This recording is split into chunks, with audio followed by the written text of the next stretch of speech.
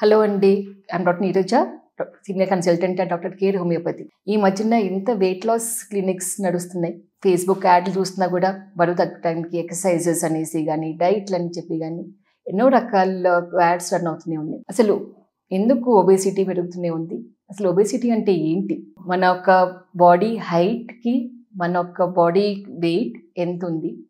దాన్ని BMI index అంటారు. BMI index anything above 30 మనం ఒబేసిటీ కిందకి కన్సిడరేషన్ తీసుకుంటాం. సో ఈ ఒబేసిటీ ఎందుకు వస్తుంది, ఎందుకు ఈ మధ్యన పెరుగుతున్నది అంటే, వన్ మేజర్ రీజన్ లైఫ్ స్టైల్లో చేంజెస్. లైఫ్ స్టైల్ చేంజెస్ చూసుకుంటే కనుక, అంతకుముందు పొద్దున్న లేస్తే కనుక పొలాల్లో పనిచేసేవారు, సాయంకాలం సన్సెట్ టైం కల్లా ఇంటికి వచ్చి తినేసి పడుకునేవారు. ఇప్పుడు పొద్దున్న లేచిన తర్వాత రాత్రి 12 వరకు కూడా మనం యాక్టివ్గానే ఉంటూనే ఉన్నాం. ఫుడ్ చూసుకుంటే కనుక ఎన్నో రకాల ప్రాసెస్డ్ ఫుడ్స్ ఎక్కువ అవుతూనే ఉన్నాయి. సెడెంటరీ పొలాల పని చేయడం కానీ, ఎక్సర్సైజెస్ కానీ తక్కువ అవుతున్నాయి. ఎక్కువసేపు కూడా మనము 12 hours ఆఫీస్లలో కూర్చునే ఉంటున్నాం. అదే one of the major reason for obesity. ఇదే కాకుండా కొన్ని హార్మోనల్ సమస్యలు ఉండొచ్చు, థైరాయిడ్ కానీ, కుషింగ్ సిండ్రోమ్ అని కానీ, అటువంటి హార్మోనల్ సమస్యలు ఉన్నా కూడా మనకి ఒబేసిటీ ఉండే ఛాన్సెస్ ఉంటాయి. కొంతమందికి ఇన్సులిన్ రెసిస్టెన్స్ ఉంటుంది. అంటే ఇన్సులిన్ అన్నది మీ అందరూ వినుంటారు, డయాబెటిక్, ఎస్పెషల్లీ డయాబెటిక్ పేషెంట్స్. మన ఒక గ్లూకోజ్ మెటబాలిజం దగ్గరికి ఆ హార్మోన్ చాలా ఇంపార్టెంట్. మనం తినే ఆహారం నుంచి ఆ గ్లూకోజ్ని ఉత్పత్తి చేసి మనకి ఎనర్జీ ఇచ్చేది. ఒకవేళ కనుక అది దానికి రెసిస్టెన్స్ ఉన్నాము అనుకోండి, అప్పుడు కూడా బరువు పెరిగే ఛాన్సెస్ ఉంటాయి. లేదు అంటే కనుక ఎంత ఎక్సర్సైజ్ చేస్తున్నా, ఎంత డైట్ చేస్తున్నా కూడా బరువు తగ్గకుండా మనం ఇంకా డిప్రెషన్లోకి వెళ్ళే ఛాన్సెస్ ఉంటాయి. ఏం చేయాలి దీనికి? మనం ఇప్పుడు డైట్లు ఫాలో అవుదామా? ఇంటర్మీడియట్ ఫాస్టింగ్స్ అనేసి 8 hours ఏం తినకుండా, 16 గంటలు ఏం తినకుండా అలా చేద్దామా? లేదు ఇది పాలియో డైట్స్ అని, మెడిటేరియన్ డైట్స్ అనేసి ఎన్నో రకాల డైట్స్ వస్తూనే ఉన్నాయి. లేదా ఇంకా జిమ్లకు వెళ్ళేసి 2-3 hours స్పెండ్ చేద్దామా జిమ్ల మీదకి? కంప్లీట్గా కార్బ్స్, జీరో కార్బ్స్ చేసేద్దామా? ఏంటి సమస్య? దాని సమస్యకి సొల్యూషన్ ఎట్లా దొరుకుతుంది? నేను ఎక్సర్సైజ్ చేస్తున్నా కూడా తగ్గట్లేదు వెయిట్. లేదు 4 రోజులు ఇంటర్మీడియట్ ఫాస్టింగ్ చేశాను మేడం, ఈ నెల అంతా ఇంటర్మీడియట్ ఫాస్టింగ్ చేశాను 2-3 కిలోలు తగ్గింది. మళ్ళీ ఆ యథావిధంగా తీసుకున్నప్పుడు మళ్ళీ బరువు పెరుగుతూనే ఉంది. సో మరి పర్మనెంట్ సొల్యూషన్ ఏంటి? ఊబకాయం పెరగటానికి కారణం ఫస్ట్ చూసుకోవాలి కదా. అది మీ మెటబాలిజం ఎట్లా ఉంది? స్లోగా ఉందా, ఫాస్ట్గా ఉందా? అంటే మనం తినే ఆహారము మనకి స్లోగా జీర్ణం అవుతున్నదా, ఫాస్ట్గా జీర్ణం అవుతున్నదా? మన లైఫ్ స్టైల్ ఎట్లా ఉంది? మనం ఎంత టైం స్పెండ్ చేస్తున్నాం? సెడెంటరీగా ఉంటున్నామా, ఎక్కువసేపు కూర్చుని చేసుకుని ఉంటున్నామా, ఏ టైంకి తింటున్నాం అన్నది ముందు చూసుకోండి.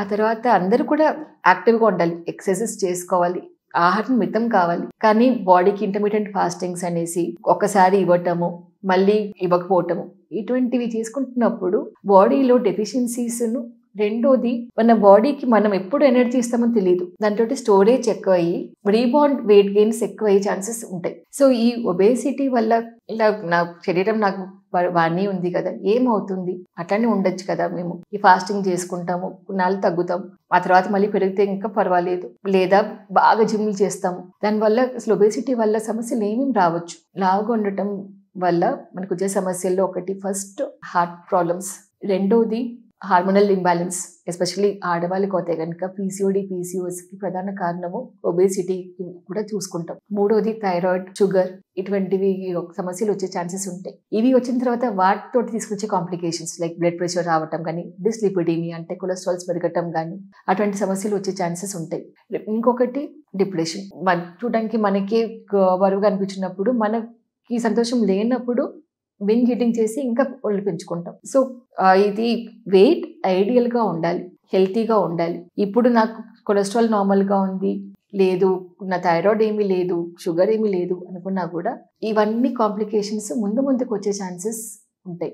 బరువు పెరుగుతున్న వాళ్ళకి స్లీప్ యాప్నియా, గురక పెట్టడం, లేదు మోకాలు నొప్పులు రావటం, ఆర్థరైటిక్ పెయిన్స్, నడుము నొప్పులు ఉండటం, ఇటువంటివన్నీ సమస్యలకి మన బరువు ఒక కారణం అవుతుంది. సో మరి మీ డైట్లు వద్దంటున్నారు, ఏదో ఈ జిమ్లో వద్దంటున్నారంటే అట్లా కాదు. మనకి అన్నీ కూడా ఒక బ్యాలెన్స్డ్లోకి రావాలి. ఆహారం మితం కావాలి, అట్లనే టైమ్ ఆఫ్ ఫుడ్ ఇంటేక్ కూడా చాలా ఇంపార్టెంట్ అవుతుంది. ఏం తింటున్నామో కొంచెం కాన్షియస్గా ఉండాలి, ఏ టైంలో తింటున్నాం అన్నది కాన్షియస్లో ఉండాలి. ఈవినింగ్ 6:30-7 కల్లా మీ యొక్క ఫుడ్ అయిపోవాలి, డిన్నర్. మార్నింగ్ లేచిన తర్వాత హెవీ బ్రేక్ఫాస్ట్ తీసుకుంటారా, కానీ బాగా ఆయిలీ స్టఫ్, ఫ్రైడ్ స్టఫ్స్ లాంటివి అవాయిడ్ చేసుకోండి. లంచ్ టైం తీసుకోండి.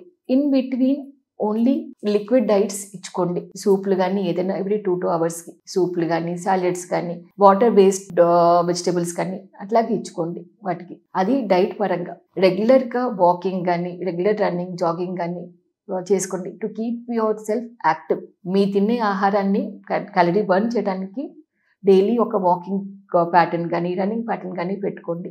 దాంతోపాటు అసలు ఎందుకు ఊబకాయం పెరుగుతున్నది, కొంతమందికి జెనెటిక్గా ఇంకా రావచ్చు, కొంతమందికి హార్మోనల్ లోపాల వల్ల రావచ్చు. థైరాయిడ్ నుంచి కానీ పీసీఓడి నుంచి కూడా పెరిగే ఛాన్సెస్ ఉంటాయి, డయాబెటీస్ నుంచి పెరిగే ఛాన్సెస్ ఉంటాయి. సో ఎందువల్ల వెయిట్ గెయిన్ అయింది, ఎందువల్ల వెయిట్ గెయిన్ అయిన వెయిట్ ని లూజ్ అవ్వలేకపోతున్నాం అనేది ఆ యొక్క రూట్ కాజ్ దగ్గరికి మీరు సొల్యూషన్ చూసుకోవాలి. దాని తగ్గట్టుగా కాన్స్టిట్యూషనల్ హోమియోపతిక్ ట్రీట్మెంట్ వాడుతున్న కొద్దీ మీ యొక్క రూట్ కాజ్ ప్రాబ్లమ్స్ ని అరికడుతుంది. దానివల్ల మీరు చేసే ప్రయత్నం మీ కాన్షియస్ డైట్ తీసుకోవటము, యాక్టివ్ లైఫ్ స్టైల్ మెయింటైన్ చేసుకోవటము అండ్ మీ ప్రాబ్లమ్స్ లైక్ హార్మోనల్ ఇంబ్యాలెన్సెస్ కానీ లేదు నిద్ర లేనితనం కానీ లేదు ఈ ఊబకాయం పెరగటానికి ఫ్యాటీ లివర్ ఉండటం కానీ లేకపోతే ఆయిలీ ఫుడ్స్ ఎక్కువ తీసుకోవటం కానీ అవి కరెక్షన్ చేసుకుంటూ వస్తుంటే కనుక మీ కంప్లీట్గా వెయిట్ నార్మల్ ఐడియల్ వెయిట్లోకి వెళ్తాం మనం.